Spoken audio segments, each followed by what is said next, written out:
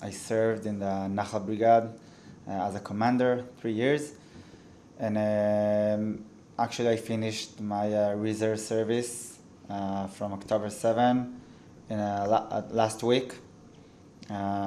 We served, me and my team, something like 160 days. You served for 160 days. That's a very long period.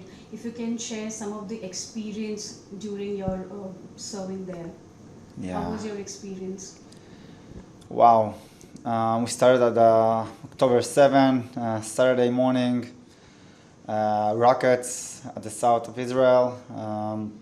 Then we saw the video with the Hamas that came to Sderot, a city near to Gaza, with the cars, and we didn't believe. It felt like it can be real.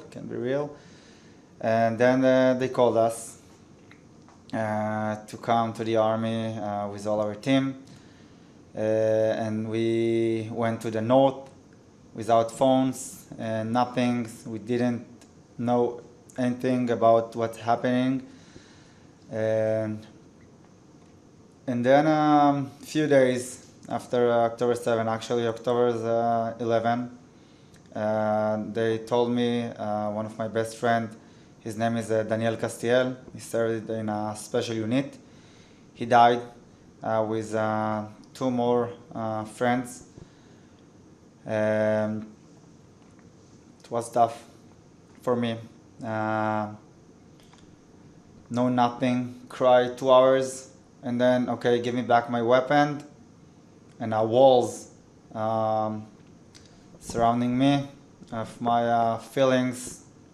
Stopped crying, stopped everything. You need to practice right now. You need to be ready. You need to be on focus for the team. And I think this is the hardest thing to me. Feel like that, like I didn't cry enough. I didn't feel sad enough. And then keep moving, move on. And more friends in my crew, the same happened to them. Told them one of their family died. That's my biggest memory, we'll call that, at this war. And then we served at the north border. Yeah, it was scary, long, but we did it. We saved of our board, saving our country. October 7th, I was in my house with my family in a holiday vacation. It was a holiday in Israel at the time. And we woke up 6 o'clock in the morning from a huge sound of missile that bombed right near our house. All the house was shaking. I took my head out of the window and saw a big explosion near to my house. Took my uniforms, my pistol, my gun, and drove to the south to help my friends and my unit to defend our country. Meanwhile, I heard in the radio when I was driving to the south, the terrorists get into Israel and slaughtering a lot of civilians that live near the border of the Gaza Strip. When I get there, I saw a lot of wounded people, civilians and soldiers too, and I decided that I will rescue as many people that I can.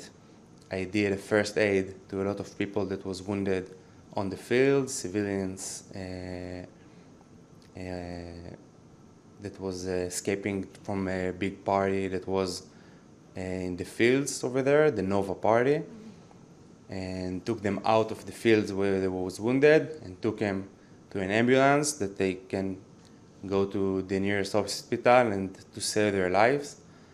I was managed to rescue 15 people from the 3 hours that I was was in the field. Then I heard that there was a big massacre around the kibbutz Kfar Aza, and I decided to go over there. On my way to kibbutz Kfar Aza, there was a big ambush with 200 terrorists that was there waiting for us.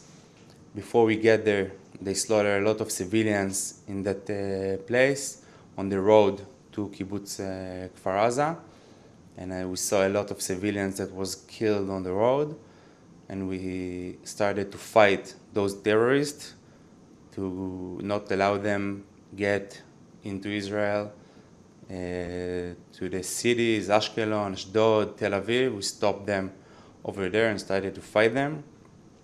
While the combat was continued, I was wounded in my leg from a shot. Then I managed to rescue myself, to put first aid on my leg, and then to get to the nearest hospital that I could achieve to get in. The past 7 months, I've been a lot in hospitals in Israel, and rehabilitation, and taking care of myself. And my next goal is to get back on the army, to get back to my unit, to help my friends, to continue this war that we don't have other choice to be in.